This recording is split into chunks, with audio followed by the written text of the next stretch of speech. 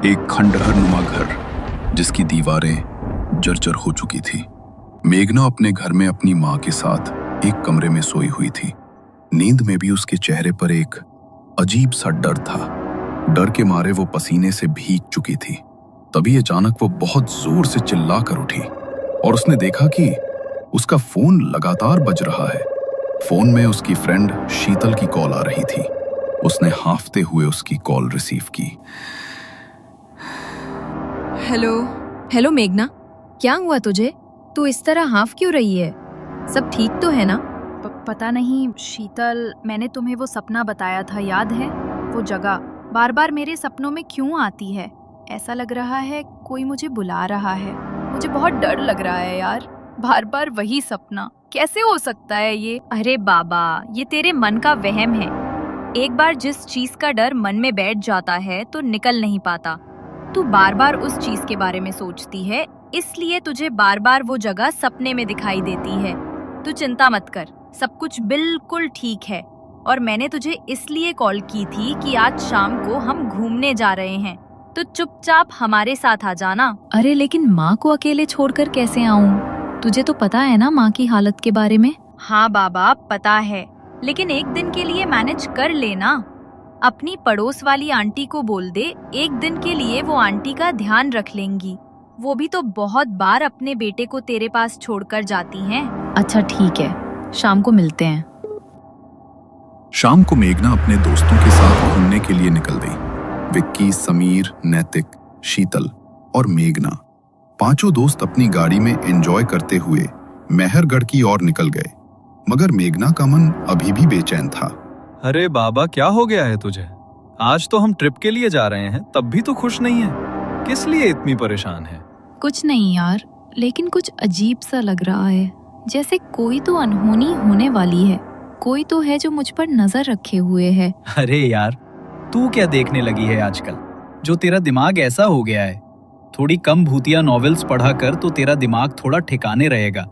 पता नहीं कैसी अजीब अजीब बातें सोचती रहती है। रात को रोड बिल्कुल खाली था, तो समीर फुल स्पीड में गाड़ी भगा रहा था। तभी अचानक रास्ते पर उसकी गाड़ी बंद पड़ गई। अरे यार, अब ये गाड़ी कैसे बंद पड़ गई? पिछले हफ्ते ही तो सर्विसिंग कराई थी इसकी, टैंक भी फुल है। रुक, मैं देखता हूँ, तू जल्दी से टॉर्च लेकर आ। समीर ने टॉर्च निकाली और विकी ने गाड़ी को चेक किया तो गाड़ी का इंजन पूरी तरह गर्म हो चुका था और अंदर की तार भी जल चुकी थी। अरे यार, तार भी जल गई। अब तो जब तक मैकेनिक इसे आकर ठीक नहीं करेगा तब तक ये स्टार्ट नहीं होगी। और मुझे लगता नहीं कि इस टाइम यहाँ पर कोई मैकेनिक मिलेगा। पूरा खेत और जंगल का इलाका है ये। आज रात बिताने के लिए आसपास कोई जगह देखनी होगी। शायद खेत के बीच कोई झोपड़ी वगैरह बनी हुई हो। बताओ, अब तुम लोग क्या करना है? गाड़ी के अंदर बैठकर ही पूरी रात बितानी है या रुकने के लिए कोई जगह ढूंढनी है? रुकने के लिए कोई जगह ही ढूंढनी पड़ेगी, क्योंकि आधी रात को इस तरह रास्ते के बीच गाड़ी के अंदर रुकना भी सेफ नहीं है। गाइस, इस जगह को मैं जानती हूँ। ये वही जगह है यार जो मेरे सपने में आती है, और जो महल मुझे दिखाई देता है वो भी यहाँ पर है। मुझे बहुत डर लग रहा है यार। ओह कम ऑन यार मेघना, तू कहाँ सपने को रियलिटी से जोड़ रही है? ऐसा कुछ भी नहीं है। देख तो, पूरा खेत और जंगल का इलाका है ये। यहाँ पर कहाँ तेरा वो महल आएगा? अरे नहीं नहीं, मेघना मैडम बोल रही है तो महल तो यहाँ पर जरूर होगा। यार मेघना, मुझे तो लगता है तुझे किसी साइकियाट्रिस्ट की जरूरत है। पता नहीं क्या क्या सोचती है और क्या क्या बोलती है। यहाँ दूर दूर तक हमें कुछ दिखाई नहीं दे रहा और तू कह रही है कि यहाँ वो महल है जो तेरे सपने में आता है। सपनों की दुनिया में नहीं है तू, हकीकत है ये। तुम्हें मेरी बात मजाक लग रही है ना? लेकिन मैं जानती हूँ कि ये वही जगह है, और मुझे ये भी पता है कि वो महल कहाँ पर है। अगर यकीन नहीं मुझ पर तो मैं तुम्हें वहाँ लेकर चलती हूँ। मैंने इस पूरी जगह को अपने सपनों में अच्छे से देखा है। अच्छा तो ठीक है, फिर लेकर चला मैं वहाँ। और अगर हमें आज तेरा महल नहीं मिला तो पक्का तुझे साइकियाट्रिस्ट के पास लेकर ही जाएंगे। हमें भी पागल कर दिया है तूने। मेघना के साथ वे सब गाड़ी से उतरे। मानव ने गाड़ी को लॉक किया और मेघना उन्हें जंगल के रास्ते से होते हुए दाएं तरफ ले गई। थोड़ी देर तक तो उन्हें वहां कुछ भी दिखाई नहीं दिया। देखो देखो, कितना बड़ा महल है ना यहाँ पर। मेघना, क्यों फालतू के चक्कर कटवा रही है इतनी रात को? कुछ भी तो नहीं है यहाँ। बस थोड़ी दूर और सामने ही वो महल है। वो सब अब मेघना से इरिटेट होने लगे थे, मगर जैसे ही वो थोड़े आगे बढ़े तो सामने सचमुच एक महल था। उस महल को देखकर वो सब चौंक गए और मेघना की आंखें फटी की फटी रह गईं। मैंने कहा था ना, ये वही जगह है और मैं जानती हूँ ये महल मुझे खुद अपने पास खींच कर लाया है। मेरी जिंदगी का कोई राज यहाँ छुपा है, इसलिए इस महल ने मुझे अपने पास बुलाया है। मेघना यार, हो सकता है कि ये सब बस एक कोइंसिडेंस हो, और अगर तुम्हें लगता है कि इसका वास्ता तुम्हारी जिंदगी से है तो चलो महल के अंदर जाकर देख लेते हैं। वैसे भी आज रात रुकने के लिए हमारे पास कोई जगह भी तो नहीं है, तो हम आज की रात यहीं बिता लेंगे। मेघना उन सब के साथ आगे बढ़ी। तभी सामने से उन्हें एक बूढ़ा आदमी दिखाई दिया जिसके हाथ में एक जलती हुई लालटेन थी। वो इतना बूढ़ा था कि चलते हुए पूरा शरीर कांप रहा था, पर चेहरे पर एक अजीब सी गंभीरता थी। वो गुस्से में उनकी ओर बढ़ा। जानते नहीं हो क्या इस जगह के बारे में? क्यों अपनी मौत को न्योता देने आए हो? शांत है वो इतने सालों से, अगर जाग गई तो किसी को नहीं छोड़ेगी। अरे अंकल, ये ऐसी लोकेशंस पर आपके जैसे लालटेन वाले बुढ़े फिक्स होते हैं क्या? बेफालतू में डराने आ जाते हो। और मुझे समझ नहीं आ रहा, जब ये जगह इतनी खतरनाक है तो रात के 12 बजे आप महल के पास क्या कर रहे हो? आपकी उम्र हो गई है चाचा, अपने घर जाओ और जाकर सो जाओ आराम से। बूढ़ा कांपती हुई आवाज में उन पर चेतावनी देता हुआ वहां से निकल गया। वो पांचों महल की तरफ बढ़े। मेघना ने पीछे मुड़कर देखा तो वो बूढ़ा आदमी मेघना की तरफ ही देख रहा था। उसने मेघना को एक अजीब सी मुस्कान दी। वो मुस्कान मेघना को और भयभीत कर गई। वे पांचों अब महल के दरवाजे पर पहुंचे। दरवाजे पर ढेर सारे ताबीज बंधे हुए थे। ये ताबीज ऐसा लगता है जैसे किसी शक्ति को अंदर रोक कर रखने के लिए इन्हें बांधा गया है। अरे यार, अब तो जो भी हो, इन ताबीजों को तोड़कर ही अंदर जाना पड़ेगा, वरना तेरे सपने की सच्चाई कैसे पता चलेगी कि किसने तुझे यहाँ बुलाया है। समीर ने बिना कुछ सोचे समझे उन ताबीजों को तोड़ दिया। उसने महल का दरवाजा खोला। वो जैसे ही महल के अंदर पहुंचे तो वहां घुप अंधेरा था। विक्की ने अपने बैग से टॉर्च निकालकर उसे जलाया तो महल में हर तरफ जाले लगे हुए थे और पूरा महल मानो धूल की चादर में लिपटा हुआ था। हर तरफ से एक अजीब सी किरकिर की आवाज गूंज रही थी। तभी विक्की ने टॉर्च को दूसरी दिशा में घुमाया और तभी एक चमगादड़ों का झुंड आकर उनके ऊपर झपट पड़ा। ओह माय गॉड, ये तो हमने सोचा ही नहीं कि यहाँ चमगादड़ होंगे। अगर ये एक बार शरीर से चिपक गए तो निकलना मुश्किल हो जाएगा। निकलो यहाँ से, ये बढ़ते जा रहे हैं। एक के बाद एक चमगादड़ उनके सर पर मंडराने लगे। वो सभी दौड़कर दरवाजे की तरफ भागे, लेकिन हवा के झोंके से दरवाजा अचानक बंद हो गया। उन्होंने दरवाजा खोलने की बहुत कोशिश की, लेकिन दरवाजा मानो जाम हो गया। जैसे तो वो महल चाहता ही नहीं था कि अब वो पांचों उस महल से बाहर निकल सके। अरे अब इस दरवाजे को क्या हो गया? खुले क्यों नहीं रहा? कहीं तू हमें सच में भूतिया महल में तो नहीं ले आई? पता नहीं यार, पर यहाँ कुछ तो अजीब सा महसूस हो रहा है मुझे। जैसे ही मेघना ने ये कहा, एक जोर का झोंका आया और चमगादड़ों की किर किर वाली आवाज अचानक शांत हो गई। वे पीछे मुड़े। जहाँ कुछ ही पल पहले चमगादड़ मंडरा रहे थे, अब चारों तरफ सन्नाटा पसर गया था। ये कैसे हो सकता है? अभी तक तो यहाँ चमगादड़ों का झुंड था और अब एक भी नहीं दिख रहा। जितनी जल्दी हो हमें यहाँ से निकलना होगा। पुराने महलों में आने जाने के लिए काफी सारे दरवाजे होते थे। इस दरवाजे के अलावा भी यहाँ बाहर जाने के लायक कोई ना कोई दूसरा दरवाजा जरूर होगा। हमें वो ढूंढना होगा। मुझे नहीं लगता कि अब हमें यहाँ से बाहर निकलने के लिए कोई दरवाजा मिलेगा। मुझे तो लगता है हम इस महल के जाल में फंस गए हैं और अब ये महल हमें यहाँ से बाहर निकलने नहीं देगा। मेघना, तू पहले रोना बंद कर और शुभ शुभ बोल। एक तो हम सब पहले ही तुम्हारे सपने से इतने ज्यादा डरे हुए हैं और तुम हमें अपनी बातों से और डरा रही हो। वो सभी दूसरा दरवाजा ढूंढने के लिए पीछे की तरफ जाने लगे। तभी उन्हें वहां पर घुंघरुओं की आवाज सुनाई दी, जैसे तो कोई अपने पैरों में घुंघरू पहने उनकी ओर ही बढ़ता हुआ आ रहा हो। वो आवाज धीरे धीरे बढ़ने लगी और चारों तरफ से वो आवाज उनके कानों में गूंजने लगी। अचानक फिर से चमगादड़ों ने उनके ऊपर हमला कर दिया और खुद को बचाने के लिए वो सभी इधर उधर भागने लगे। भागते भागते मेघना छिपने के लिए ऊपर की तरफ भागी। उसके पीछे चमगादड़ों का झुंड था। उसने देखा कि सामने एक कमरे का दरवाजा खुला है, तो वो चमगादड़ों से बचने के लिए सामने के उस कमरे में चली गई और अंदर से दरवाजे को बंद कर लिया। वो अभी भी बुरी तरह हाँफ रही थी। उसने कुछ देर वहां चैन की सांस ली। तभी उसके कानों में एक आवाज पड़ी, जैसे तो कोई बड़ी दर्द भरी आवाज में कुछ गा रहा हो। ये कैसी आवाज आ रही है? ये गाने की आवाज तो मुझे मेरे सपने में भी सुनाई देती है, जैसे कोई बहुत दर्द में हो। लेकिन मेरे अलावा यहाँ पर और कौन है? कहीं कोई आत्मा तो नहीं? या कहीं ये चारों ही तो मुझे डराने की कोशिश नहीं कर रहे?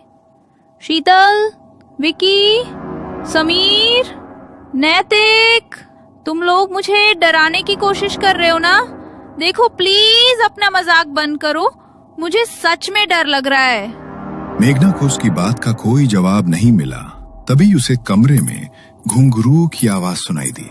उसने पलट कर देखा तो कमरे की खिड़की बड़ी ही तेज आवाज के साथ खुली।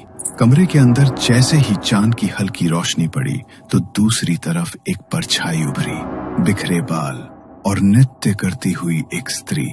उस परछाई को देखकर मेघना मानो उसकी ओर ही खिंचती चली गई। मेघना ने कमरे में अंदर की तरफ बढ़कर देखा तो एक बड़ी ही खूबसूरत नर्तकी के कपड़े पहनी एक औरत उसकी ओर पीठ करके खूब सुंदर नृत्य कर रही थी। उसके घुंघरू की आवाज और संगीत की धुन उस पूरे कमरे में गूंज रही थी। मेघना एक टकटकी लगाकर बस उसे ही देखे जा रही थी। तभी अचानक उसने नृत्य करना बंद कर दिया और अचानक वो मेघना की तरफ पलटी। उसका चेहरा बेहद भयानक था। आंखों की पुतलियां पलटकर ऊपर को हो चुकी थी और चेहरे का मांस गलकर उसके भीतर कीड़े रेंग रहे थे। शरीर पर भी हर जगह कीड़े लिपटकर उसके सड़े हुए मांस को खा रहे थे। उसका इतना भयानक चेहरा देखकर मेघना की चीख निकल गई। वो औरत अचानक से मेघना के ऊपर झपटी, मगर इससे पहले वो उसे कुछ नुकसान पहुंचा पाती, अचानक से कमरे का दरवाजा खुला और वो औरत कहीं गायब हो गई। मेघना ने देखा तो उसके दोस्त भागते हुए उसके पास आ रहे थे। उन्हें देखकर उसका मन कुछ शांत हुआ और वो जल्दी से उठी। अच्छा हुआ तुम मिल रही हमें, ये जगह बहुत खतरनाक है। तुम सच कह रही थी, कुछ तो अजीब है इस जगह में, मगर पता नहीं तुम्हारे सपने से इसका क्या वास्ता है। उठो और जल्दी चलो यहाँ से। नैतिक ने मेघना का हाथ पकड़ा और वो पांचों वहां से नीचे की तरफ भागे। बाहर जाने का दरवाजा अभी भी खुलने का नाम नहीं ले रहा था, मगर उन सब ने मिलकर जोर लगाया तो दरवाजा खुल गया। वो जल्दी से भागकर अपनी गाड़ी में बैठ गए। पहले उनकी जो गाड़ी स्टार्ट नहीं हो रही थी वो अब एक बार में ही स्टार्ट हो गई। उसी वक्त वो लोग वहां से निकल गए, मगर वहां से निकलने के बाद भी मेघना के चेहरे पर एक अजीब सा डर था। वो बहुत बुरी तरह सहमी हुई थी। मैं जानती हूँ मेघना कि तुम्हारे सपनों का आज हकीकत से सामना हुआ है। ये तो हम भी नहीं समझ पा रहे कि ऐसा कैसे हो सकता है, लेकिन तुम डरो मत, हम वहाँ से वापस आ गए हैं। प्लीज तुम रिलैक्स हो जाओ। मेघना ने शीतल की तरफ देखा, मगर उसकी बात का उसने कोई जवाब नहीं दिया। वो लोग पहले ही 6 घंटे की ड्राइव करके वहां पहुंचे थे और वापस आते हुए भी उन्हें गाड़ी चलाते हुए लगभग 4 घंटे बीत चुके थे। सुबह की हल्की हल्की रोशनी होने लगी थी। तभी समीर में एक ढाबे के पास अपनी गाड़ी रोकी। यार बहुत भूख लग रही है, चलो कुछ खा लेते हैं। वैसे भी कल रात से दिमाग खराब चल रहा है मेरा। अरे तो अभी भी क्यों बुत बनकर बैठी है? जो बीत गया सो बीत गया, चलो खाना खाने चलते हैं, मुझे तो बहुत भूख लगी है। उनके कहने पर मेघना गाड़ी से उतर गई, लेकिन उसके चेहरे पर कोई भाव नहीं था। वो ढाबे के अंदर जाकर खाने के लिए बैठे। टेबल पर खाना सर्व हुआ। मेघना के सामने पानी का भरा गिलास रखा था। उसने जैसे ही उसके अंदर देखा तो उसमें उसे उसी औरत की परछाई दिखाई दी जो पीछे से उसकी ओर झपट रही थी। ये देखकर मेघना ने उस गिलास को उठाकर दूर फेंक दिया और जोर जोर से चिल्लाने लगी। उसका पूरा शरीर कांपने लगा और पसीने से भीग गया। उसके ऐसी हालत देखकर उसके दोस्त भी बुरी तरह घबरा गए। वो मुझे मार डालेगी, वो यहाँ तक मेरे पीछे आ गई है। मुझे उससे बचा लो, वो मुझे मार डालेगी। कोई तुम्हें नुकसान नहीं पहुंचाएगा मेघना, यहाँ कोई नहीं है। प्लीज डरना बंद करो। कल जो हुआ उसे भूल जाओ। हम सब तुम्हारे साथ हैं, तुम्हें कुछ नहीं होगा। गाइस प्लीज चलते हैं यहाँ से। मेघना की हालत देखो। मेघना की हालत देखकर वो सब वहां से निकल गए।